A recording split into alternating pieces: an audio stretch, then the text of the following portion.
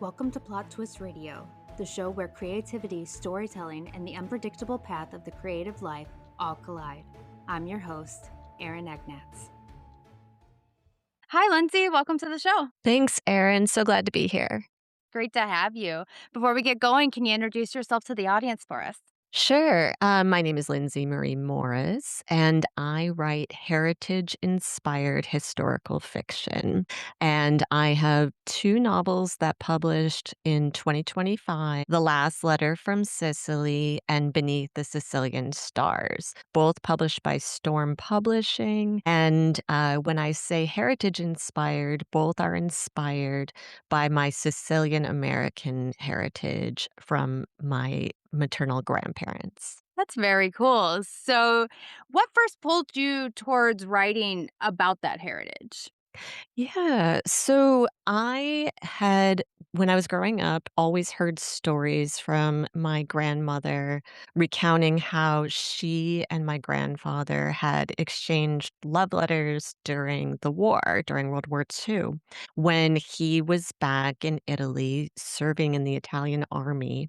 And she was in Milwaukee, Wisconsin, where her family had settled after emigrating in 1938. And I carried that with me, that anecdote, that there was this idea that love could survive against the odds over the span of distance and time.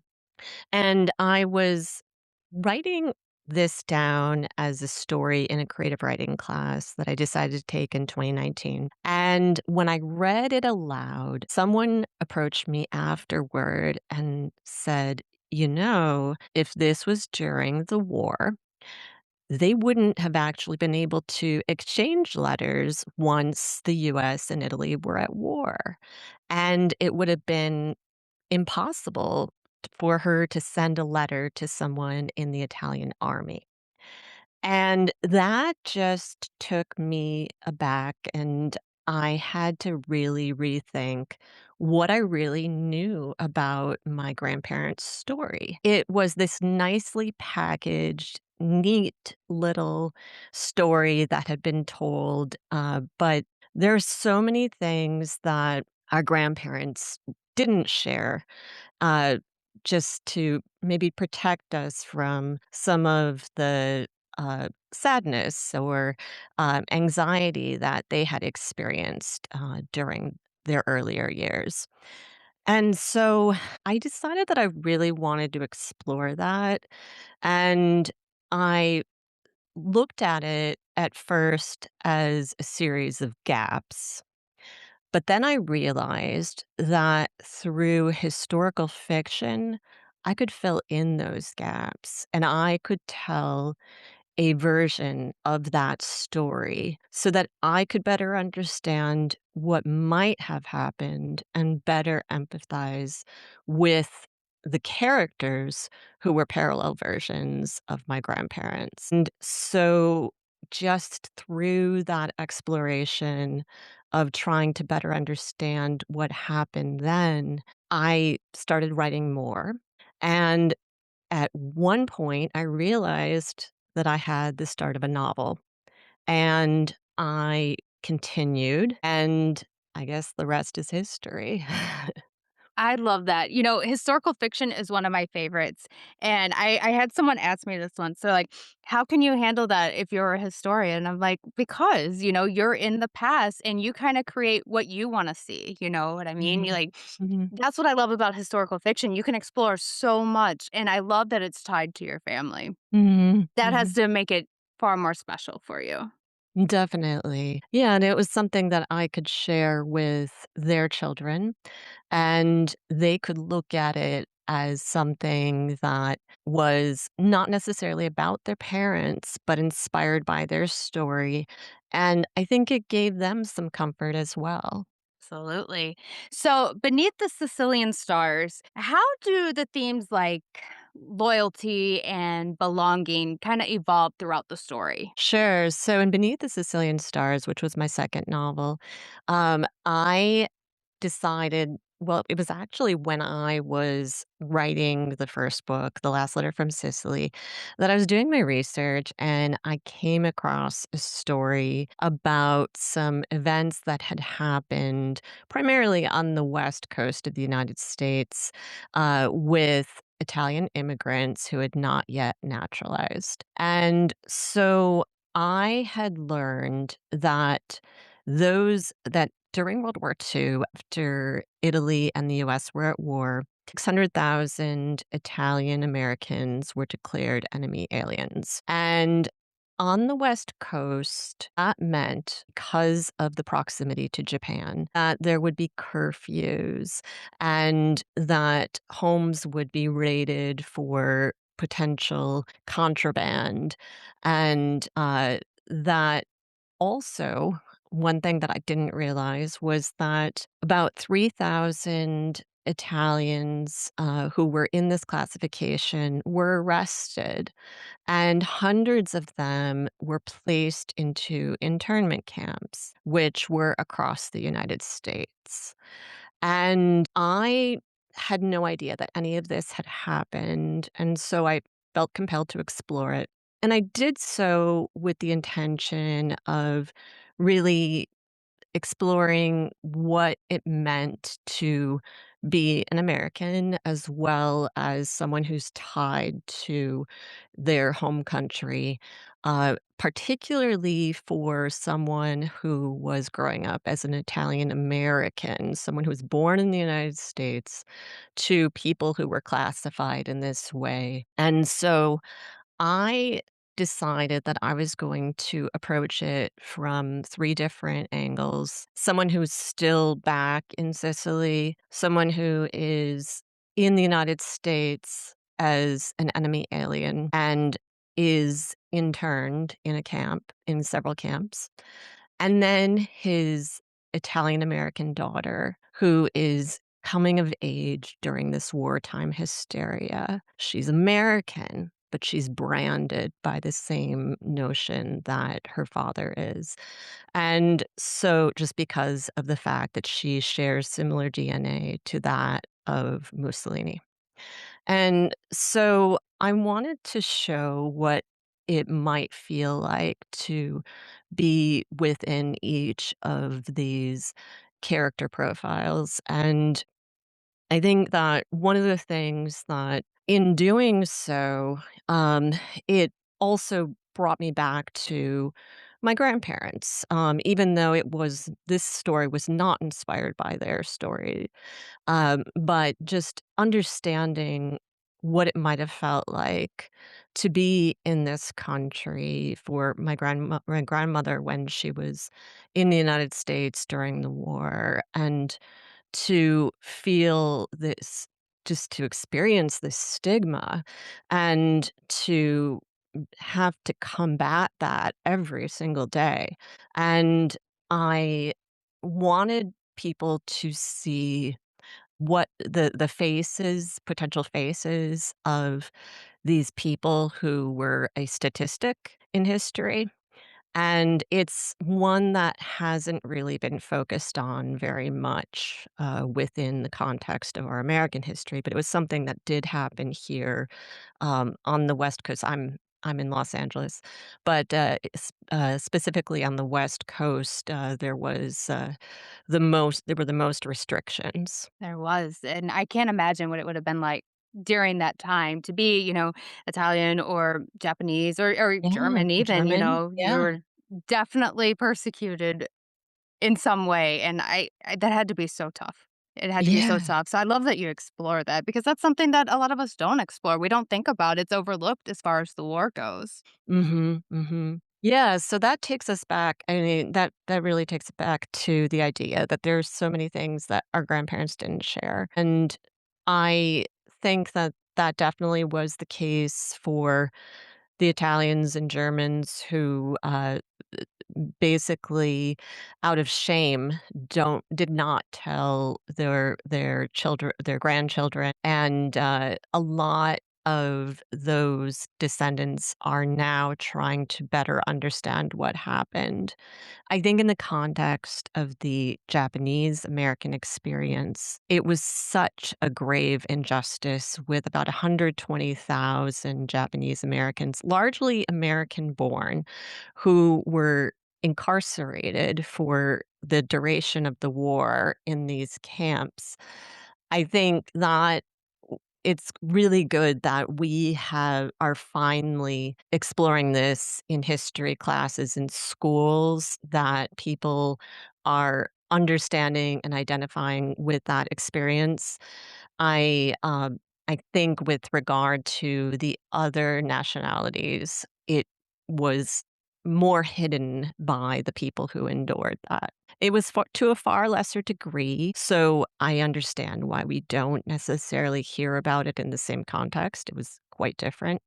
But I think that it's important to, especially for people who have German or Italian ancestry, or know people who are within that ethnic group, to look back and explore what had happened. Absolutely. Absolutely. So you started in journalism.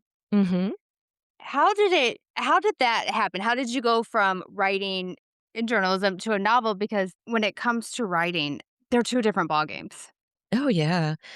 Well, I did start in journalism, and I started initially in trade journalism doing business reporting. And then I moved on to consumer journalism. I was an editor at Shape magazine and another women's magazine called Viv, which has long since ceased publication. And I through that process of editing and writing journalism and from my training, I guess the parallel that I see is that one must do a lot of research, and in the process of writing an article that is data driven, it sometimes helps to capture the voices of the people who are experts. And so when I embarked on historical fiction, which I never would have imagined, I did not think I was going to write fiction, but I looked at it in a similar way where I knew that in order to get the stories right, or at least create the shape of what had happened in history, I needed to read a lot of the source material and also go to people who were affected and had those memories, track down FBI files, uh, read things in Italian that using Google Translate on each page, but to really pour over all of the research, get those voices as well, and then translate that. And I one of the things, though, that had been the most challenging initially was when you write journalism, you are writing mostly the facts and inserting quotes here and there, but you're not always showing. You're telling a lot more. And I think that in fiction, it's so critical to look at that in the opposite way, that you need to really paint the picture. Instead of just saying someone said something, you need to say, she bit her lip as she was recounting what happened. She was twirling her hair. She was tugging at her necklace. Her jaw hardened, all of these things that you don't see in journalism, not necessarily. And so I think that there are definite differences, but there are some things that really help me as a historical novelist. So, how do you emotionally step into these characters? Because as you pointed out, your characters are very emotionally driven. Mhm. Yeah. So, one of the things that I find myself doing while I am writing a what I like to do is write alternating chapters that have a point of view, looking at it like a braid, that each person's trajectory is a thread and you're weaving throughout the novel. And so when I step into a chapter, I step into that character's role and I take it on as if I'm almost acting it out. And I think about how these events are affecting that person given this profile that I've created, what their passions are, what their fears are, who they love, and what they fear the most. And I just it's almost like thinking of it like acting.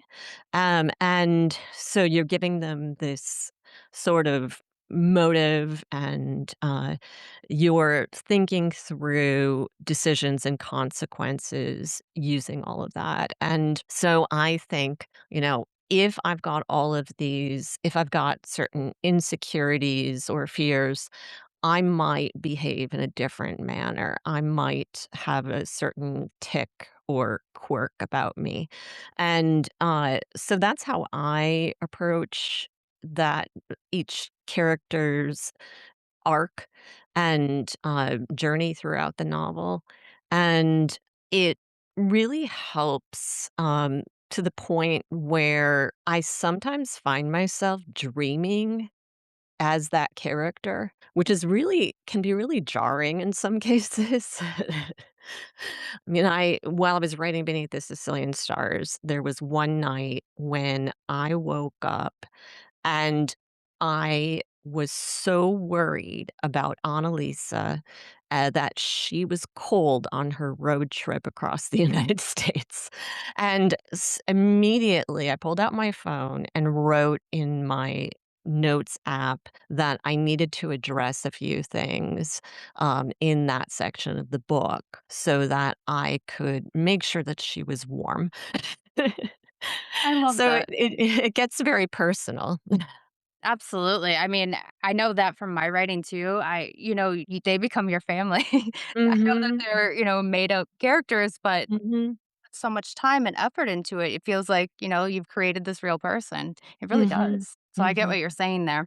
So, what do you hope readers feel when after they finish both books? I want them to really just have a better sense of, uh, just thinking about identity and, the experience of the immigrant, throughout history, and just to consider the challenges, that came before that helped shape the world that we know now. Yes. That's great. That's perfect. So, what's up next for you? Well, I have a few projects in the works with regard to some future novels. But in the meantime, I'm doing a lot of teaching and I am an educator for Osher Lifelong Learning Institute, which means that I teach classes, writing classes, and history classes to classes of older adults, 50 and over. And I do this through universities throughout the United States, mostly remote. And I actually have one next week with San Diego State University. And I also do a lot of teaching to audiences at libraries. And what uh, I teach writing from the perspective of my own experience. So I do a class called Inherited Stories, which helps people who are interested in family history really. reflect and mine that family tree for historical fiction gold and making sense of the gaps in their family stories and writing the story in a way that helps them better understand it. And I also do one called the scaffolding method, which is my approach to precision drafting because I have, through necessity, created a framework to help me keep everything on track and to meet sometimes aggressive deadlines. And so I help people look at the project of writing a novel as a project and look at it as the person who is creating the scaffolding for what you are going to build. Essentially, it's plotting. And I, for my first novel, did not plot at all. And it took me about 4 years to write. My second novel, I had a 2-book contract. I needed to finish it within months, and I was able to do so through looking at it as a project manager and creating an outline and just focusing on the timeline to create the architecture of that timeline of that outline.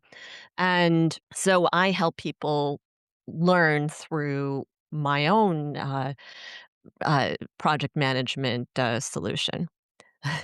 That's something I need to take because I am the worst about plotting. I am so bad at it. I keep trying and I'm just horrible. So I need to sign up for your class. Yeah. So, and then one of the last classes that I teach is more of a history class, and it is called Forgotten Voices, and the subtitle is Italian Americans Uprooted in Wartime California. So more often it's that West Coast audience and helping them better understand California history through the lens of the experience of the Italian Americans who were uprooted. Because in California during World War II, 10,000 Italian Americans, Italians who were not yet naturalized, but living in the United States, were ordered to evacuate from their homes and to leave their jobs behind. In some cases, families were separated. And so I touch on that history as well as that of the Italian internment experience.